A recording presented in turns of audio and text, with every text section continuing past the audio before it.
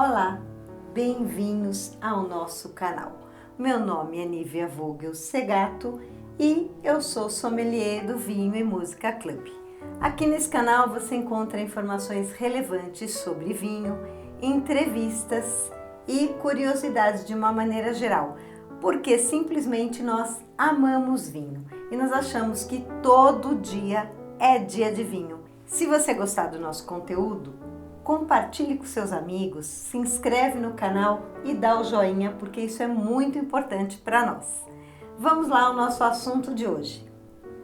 Hoje eu queria trazer para vocês algumas informações de uma maneira bem simples, bem básica, dirigida àquelas pessoas que às vezes vão numa loja especializada de vinho ou até às vezes num supermercado que tem um sommelier ali presente e esse profissional pergunta à pessoa o que ela está procurando em relação ao vinho que ela está querendo comprar e servir, e ele usa alguns termos que para ele são irrelevantes, são bastante simples, mas às vezes para a pessoa pode parecer um tanto estranho.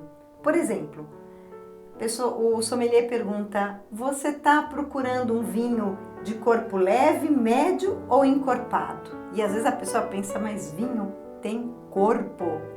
Como nós? tem corpo. Então o objetivo aqui hoje é a gente comentar um pouquinho sobre alguns termos usados no mundo do vinho e principalmente nas degustações. As pessoas que gostam de vinho às vezes assistem às lives com enólogos, com sommeliers, com professores de escola, de cursos de vinho e não entendem determinados termos quando eles estão degustando um vinho. Dependendo da escola que o sommelier é formado, vai haver uma variação nessa utilização dos termos técnicos para descrever o vinho. Mas, de uma maneira geral, a gente pode fazer uma compilação rápida. A gente vai encontrar algumas diferenças na Associação Brasileira de Sommeliers em relação à Enocultura, à ASE, à WSET, ao SENAC, mas, de maneira geral, dá para a gente entender um pouquinho os termos do vinho usados nas degustações. A análise dos vinhos é feita em 3 etapas. Existe a análise visual do vinho, existe a análise olfativa e existe a melhor, que é a gustativa. A primeira coisa que a gente analisa no vinho é o aspecto visual mesmo. Aqui a gente não vai fazer uma degustação completa, não é nem o objetivo nem o interesse desse vídeo, mas analisa-se a transparência do vinho, o brilho, se ele é brilhante, fosco. Por exemplo, um vinho brilhante que tenha reflexos, um vinho, no caso de um vinho branco, que seja bastante brilhante, que tenha reflexos esverdeados, ele sugere ser um vinho jovem e fresco. Analisa-se, por exemplo, a limpidez do vinho, se ele tem alguma partícula em suspensão, se ele tem algum corpo estranho. Então começa-se a análise por aí.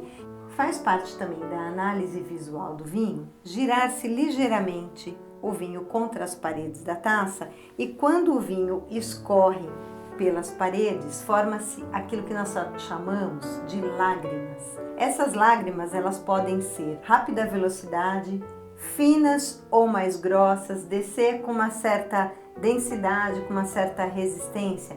E isso vai dar uma ideia do teor de açúcar e da alcoolicidade deste vinho. A gente costuma dizer que um vinho chorão, um vinho que tem muitas lágrimas e que descem rapidamente, traz um indício para nós de uma boa alcoolicidade. Isso não significa necessariamente que o vinho tem um alto teor alcoólico, é apenas um indício disso. Nós vamos perceber, evidentemente, no exame gustativo. Porém, já são indícios. Quando existe uma certa resistência, uma certa densidade de descida dessas lágrimas, isso pode nos indicar um dulçor maior, por exemplo. Ainda existem vários aspectos visuais para se perceber numa degustação, mas a gente não vai entrar em detalhes. Descreve-se o vinho pela cor e pela tonalidade e também pelos reflexos que esse vinho pode apresentar, analisando a 45 graus, batendo-se a luz contra um fundo branco. Você pode analisar vários aspectos que podem te dar uma ideia da evolução desse vinho. Evidentemente, essas sugestões vão ser confirmadas quando você submeter esse vinho à análise gustativa. Então, por exemplo, a gente pode analisar o vinho dizendo que ele é um vinho de cor vermelho, tonalidade rubi, com reflexos acastanhados, por exemplo. Ou ele pode ser um vinho branco, amarelo, palha com reflexos esverdeados. Essa é uma descrição bastante comum nos vinhos jovens e frescos, com uma boa acidez. Aqueles que não têm o costume de degustar vinhos com frequência, podem esperar, ou aqueles que estão entrando agora no mundo do vinho, podem esperar que o aroma esperado num vinho feito de uva é o aroma de uva ou de suco de uva. E isso é exatamente o aroma que nós não esperamos encontrar.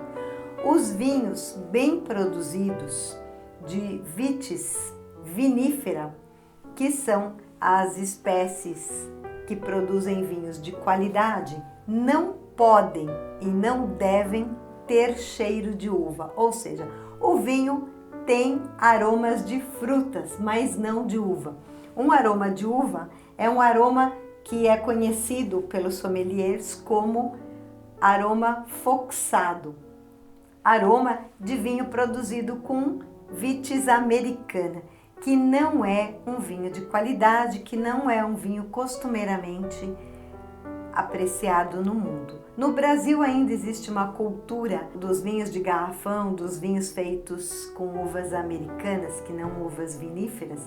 A gente já fez um vídeo falando sobre a diferença de vinho de mesa e vinho fino, que eu vou deixar aqui no card e na descrição para quem quiser se aprofundar um pouquinho mais. Mas na verdade, falando em termos simples, os aromas que se espera frutados de um vinho são de muitas frutas, à exceção da uva. Aromas de frutas tropicais, aromas de frutas de caroço, abacaxi, pêssego, lima, kiwi. Outros aromas que nós encontramos no vinho, dependendo do estágio, dependendo da casta que ele foi produzido, vão passar por inúmeras nuances. O vinho pode ser estagiado em barricas e essas barricas podem variar bastante. Podem ser barricas europeias ou barricas americanas. E dependendo da madeira usada, nós vamos encontrar aromas diferentes, de coco, de baunilha, de chocolate. A tosta destas barricas também podem trazer diferentes intensidades, diferentes aromas e diferentes aspectos.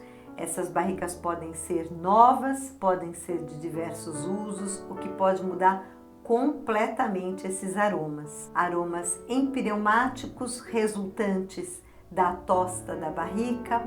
Nós vamos encontrar aromas balsâmicos, vamos encontrar aromas de especiarias, de tabaco, charuto. E as especiarias podem variar entre cravo, canela.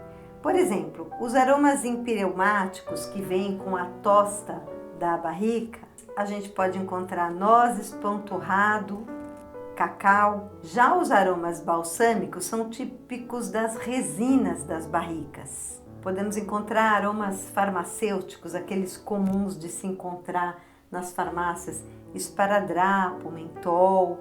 Nos aromas de especiaria, a gente pode encontrar canela, baunilha, cravo, noz moscada. Ainda aqui dentro pode-se encontrar aromas de animais, de estábulos, podem se encontrar aromas químicos, podem se encontrar aromas vegetais. Os aromas vegetais podem incluir aroma de grama fresca ou aroma de pimentão. Degustação nada mais é do que beber prestando atenção pacientemente nos detalhes dessa bebida complexa, que levou bastante tempo para ser produzida, diferente, por exemplo, de um refrigerante. O vinho, quando a gente começa a analisar, ele é uma bebida viva. Na verdade, ele vai evoluindo com o decorrer do tempo, pode se produzir dentro da mesma casta estilos completamente diferentes, dependendo da maneira que você vinifica. O vinho, ele muda completamente de aromas, de sabores e de aspectos. Se você o submete à guarda, no caso de um vinho de guarda, por exemplo, então é um assunto extremamente fascinante. Quando você analisa um vinho tinto, é muito importante a análise dos taninos. A gente não vai entrar aqui em detalhe. O Evandro fez um vídeo falando sobre tanino, o que é, como analisar e o que a gente presta atenção quando estamos degustando um vinho tinto. Então, falando de alguns termos bastante utilizados na descrição durante a degustação, por exemplo, uma delas é a acidez volátil. Ou seja, um vinho que apresenta acidez volátil é um vinho que teve a oxidação do álcool etílico, formando ácido acético mais água, pela ação das bactérias acéticas. Esse vinho não é bom. Este vinho não se torna próprio para a degustação. Um vinho foxado, a gente já falou anteriormente, é um vinho que tem aroma de uvas, o que não é esperado em vinhos de qualidade. O que diferencia um vinho fino de um vinho de mesa, aqui no Brasil. Quando um profissional fala para você que o vinho é franco, significa que o vinho não tem defeitos e que o vinho está exprimindo as características próprias que se espera dele. Quando um profissional fala que trata-se de um vinho fresco, ele está querendo dizer que tem aromas secos, ácidos e intensos. E quando ele fala que o vinho está oxidado, ele se refere a vinho sem frescor e com aromas passados. Quando ele fala em aromas herbáceos, pode-se entender que ele está relacionando a ervas, que podem ser ervas frescas de grama ou aromas de pimentão. Quando você escutar a palavra persistência num vinho, saiba que refere-se aos segundos aproximados que você continuou sentindo o aroma, o retrogosto depois que você engoliu a bebida. Ele pode ser pouco persistente, de média persistência ou de longa persistência, denotando aí um vinho de qualidade. Já um vinho robusto e encorpado denota equilíbrio de álcool, extrato e acidez. Já um vinho agressivo é um vinho que apresenta excesso de acidez, uma tanicidade muito alta, uma distringência muito grande e muitas vezes pode ser resultado de taninos mal trabalhados ou colhidos na época errada. Um vinho agressivo também pode se tornar um vinho agradável depois de muitos anos. Quando você adquire um vinho de guarda, por exemplo, e já abre a garrafa precocemente, um vinho que deveria ser guardado aí 10, 15, 20 anos, e você abre no primeiro ano, normalmente ele vai se apresentar agressivo, mas geralmente não se trata de um vinho mal elaborado, mas sim de um vinho que foi aberto antes do tempo determinado para ele. O envelhecimento na garrafa, nesse caso, vai amaciar os taninos, vai amadurecer, vai tornar esse vinho complexo e agradável de ser bebido na hora certa. Já um vinho com taninos aveludados vai traduzir um vinho macio, suave, pronto para beber, sem excesso de acidez nem adstringência. Já quando você escutar o termo que o vinho é chato ou plano, geralmente vai se tratar de um vinho branco aonde falta acidez e ele torna-se então enjoativo e chato de beber. Em relação aos taninos, descreve-se normalmente a quantidade, a qualidade e a textura desses taninos, que é motivo de uma aula à parte. Bom, existem ainda muitos outros descritivos, mas eu acho que com essas informações dá para entrar numa adega, numa loja especializada e entender um pouquinho o que o profissional vai trazer de informações e descrições para você. Bem-vindos sempre ao nosso canal, porque para nós vinho é importante e todo dia é dia de vinho. Portanto, saúde e até a próxima!